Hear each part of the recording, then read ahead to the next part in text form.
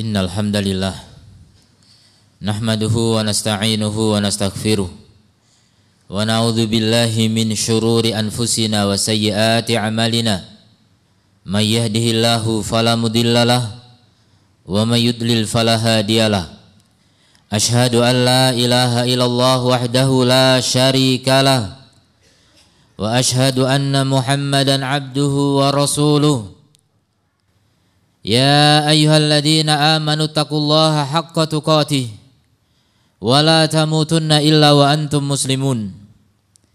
Ya ayyuhan nasu taqu rabbakumul ladzi khalaqakum min nafsin wahidah wa khalaqa minha zawjaha wa batha minhuma rijalan katsiran wa nisaa'a wattaqullaha alladzi tasaaluna bihi wal arham innallaha kana 'alaikum raqiba.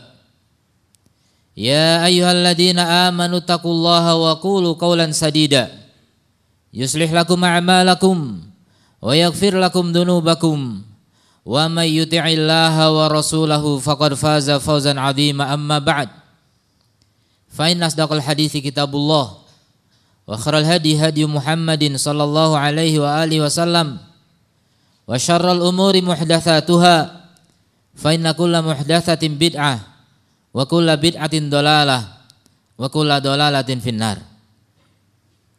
Ayyuhal muslimun, a'azzani Allah wa iyyakum. Alhamdulillah, segala puji bagi Allah yang mengantarkan kita sampai waktu ini, kita masih hidup menjelang Ramadan. Detik-detik mendekati Ramadan, Ramadan hampir tiba. Saat-saat yang dirindukan oleh orang-orang yang bertakwa. Dan hal ini mengingatkan kita untuk bertakwa.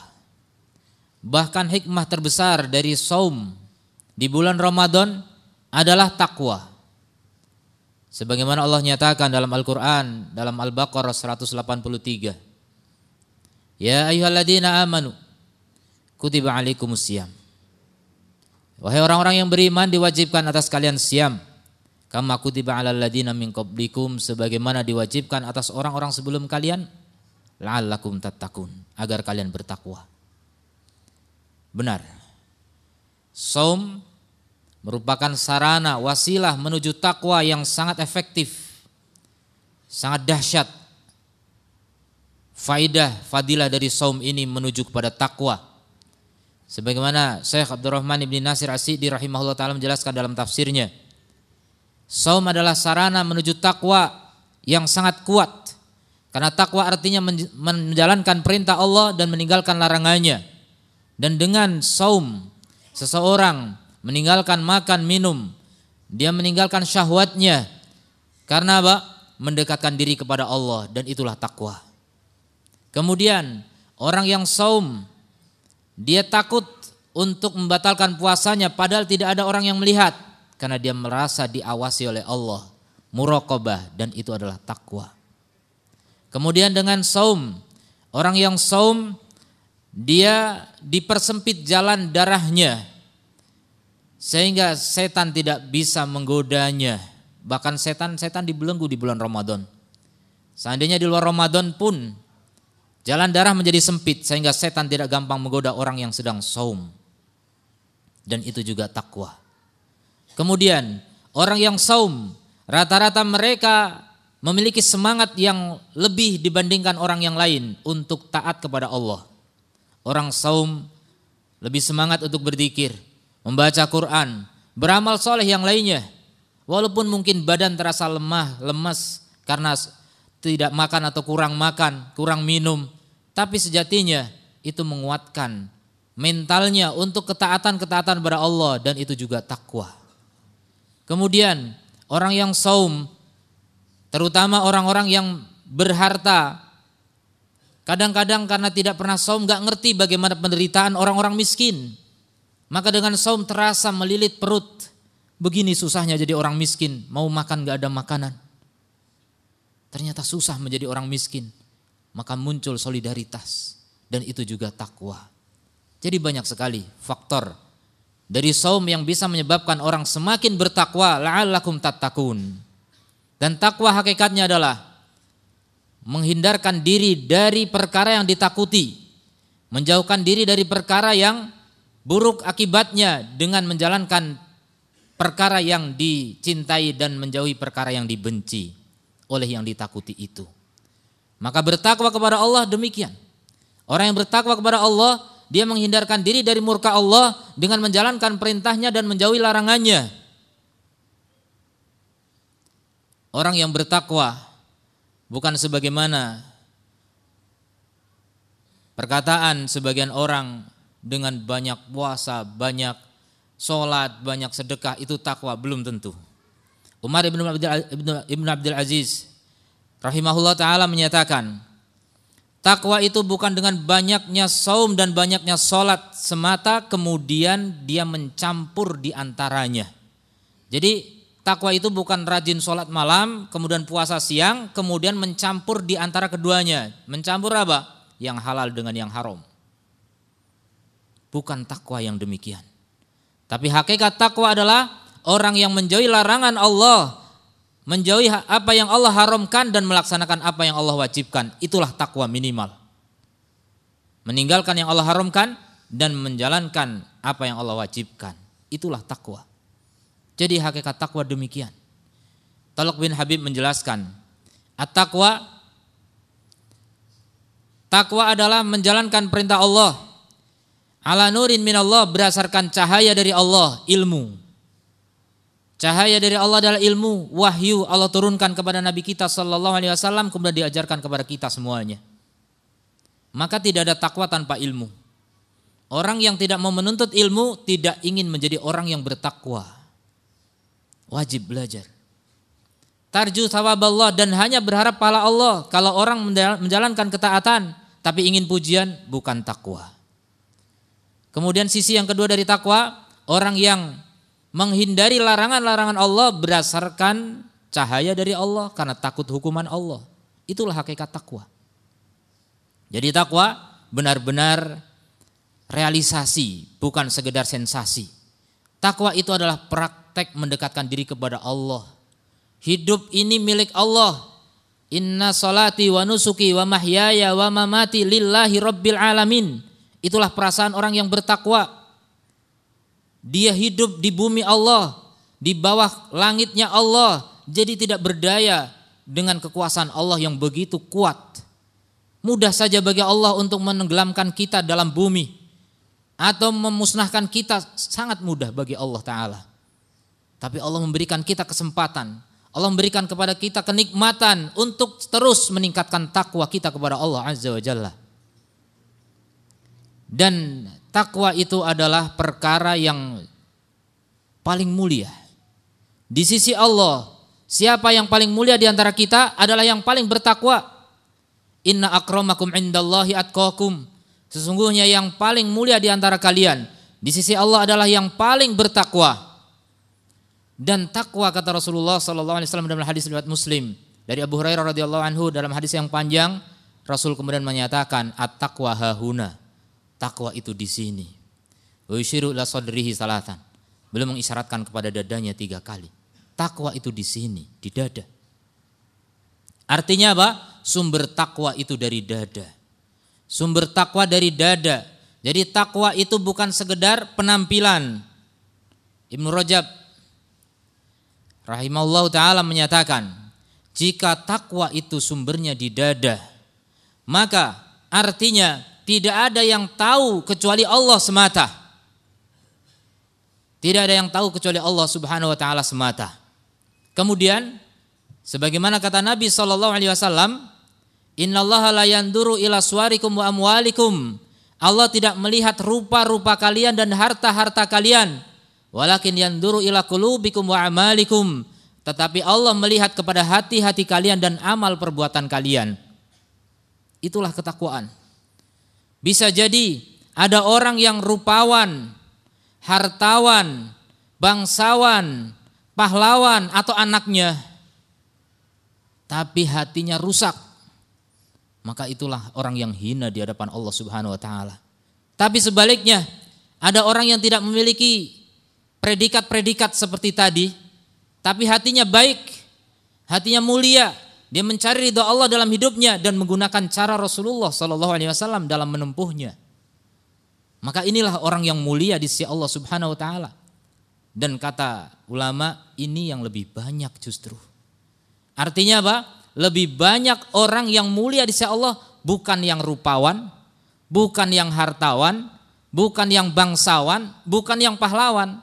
Walaupun mereka ada, tapi kebanyakannya bukan yang demikian. Penduduk surga paling banyak orang-orang miskin. Orang kaya di mana? Di neraka. Itulah bahayanya orang yang terlanjur menikmati sajian-sajian dunia, terlena dengan rupawannya, dengan hartanya, dengan jabatan dan kedudukannya, dengan kepahlawanannya, hanya mencari pujian di hadapan manusia, popularitasnya. Itu membuat mereka terlena sehingga tidak bertakwa di hadapan Allah Subhanahu wa taala. Itulah kerugian semata. Maka kaum muslimin yang dirahmati Allah, fokuslah untuk menjaga ketakwaan. Takwa ini modal kita. Takwa ini bekal kita. Fatazawwadu fa inna khairaz zadi taqwa. Sesungguhnya sebaik-baik bekal adalah takwa. Maka berbekallah. Jadi tempat berbekal itu sekarang di dunia. Nanti kalau sudah mati selesai. Selesai sudah takwa. Takwa dunia sudah selesai. Tinggal takwa akhirat. Takwa akhirat dibentengi dari api neraka. Kaum muslimin azani Allah wa iyyakum. Aku qouli hada wa astaghfirullah li wa lakum. Wa lisairil muslimin fastaghfiruhu innahu wal ghafurur rahim.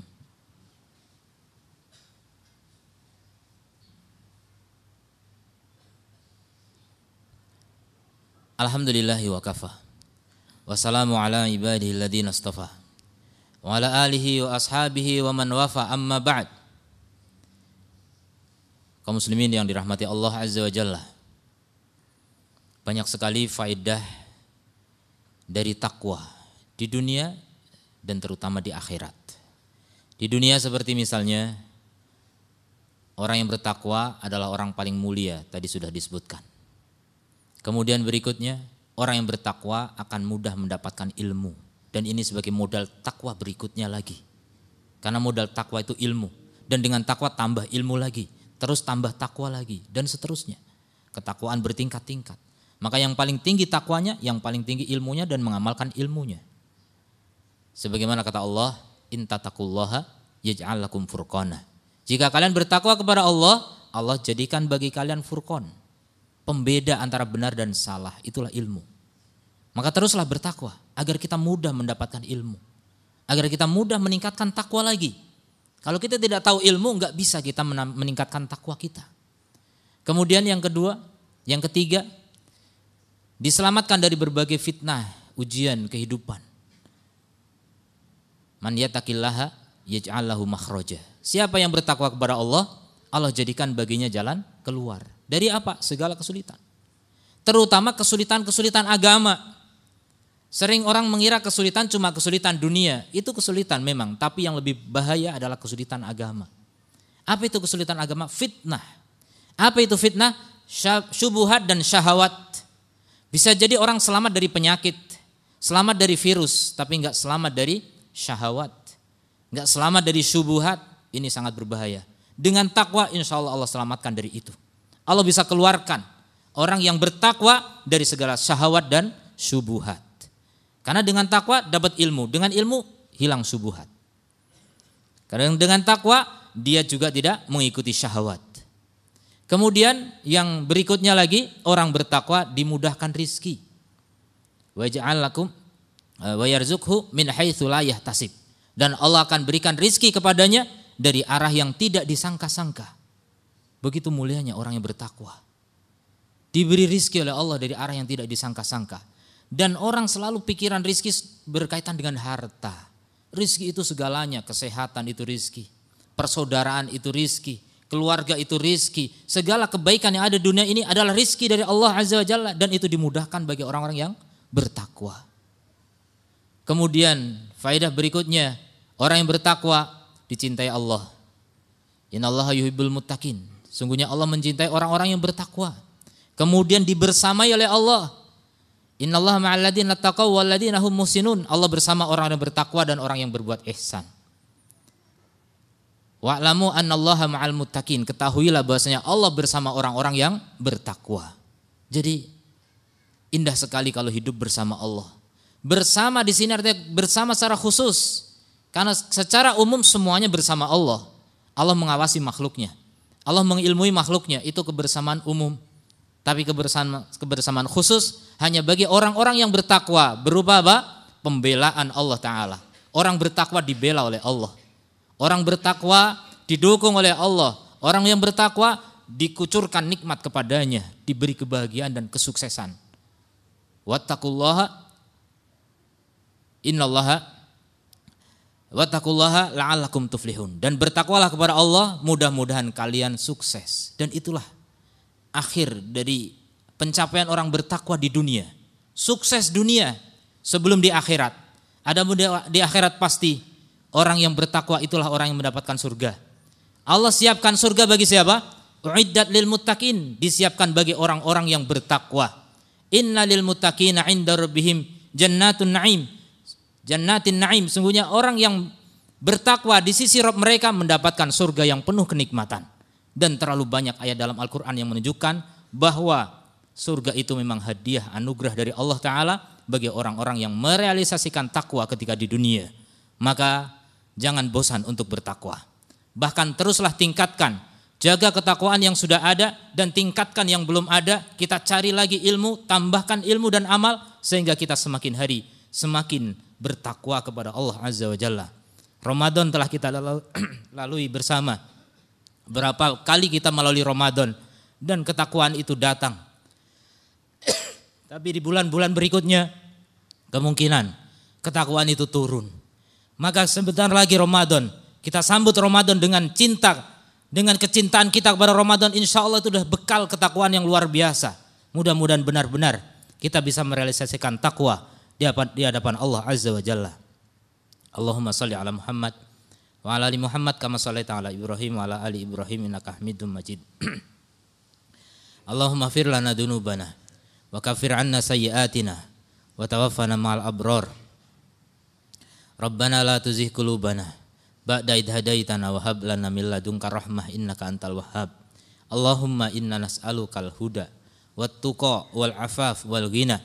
Allahumma inna nas'aluka taqwa. Allahumma ij'alna minal muttaqin. Allahumma ansurna ma'a zumratul muttaqin. Innaka ala kulli syai'in qadir wa bil ijabati jadir. Rabbana atina fid dunya hasanah wa fil akhirati hasanah wa qina adzabannar. Wa sallallahu ala nabiyyina Muhammadin wa ala alihi wa sahbihi ajma'in. Wa akhiru da'wana alhamdulillahi rabbil alamin. Wa aqimissalah.